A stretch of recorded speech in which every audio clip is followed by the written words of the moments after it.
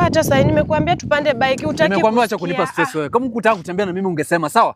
Sio kunipa stress kwa barabara. Mgongo inaniuma. Hebu angalia miguu venye zinakaa. Pesa iko wapi? Nimekunulia bantana, nimekunulia t-shirt, nimekunulia dong kila kitu. Unataka sasa hii kitu ya 30 babu na hii kitu ya 200. Hiyo pesa ulikuwa unaokota. Tembea twende. Hiyo kitu ndio unaniambia wewe mwenyewe unang'aru unanunua viatu usiku na mchana. Ngara na usiku na mchana. Si wewe fanya kazi pale usikie vile nasikia. Mimi nimechoka. Mimi sitafika huko. Acha kuniambia upuzi yako hapo unaniambia. Edi.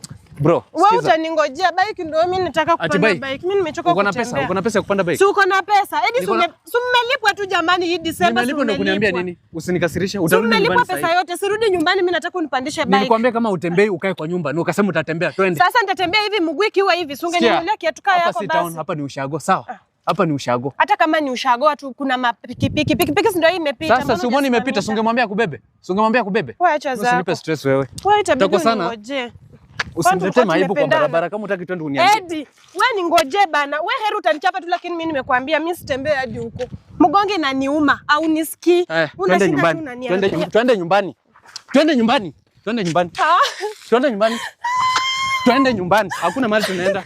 Mbafu. Utakuwa unanisumbua akili hapo kinisumbua. Twende home. Let's go.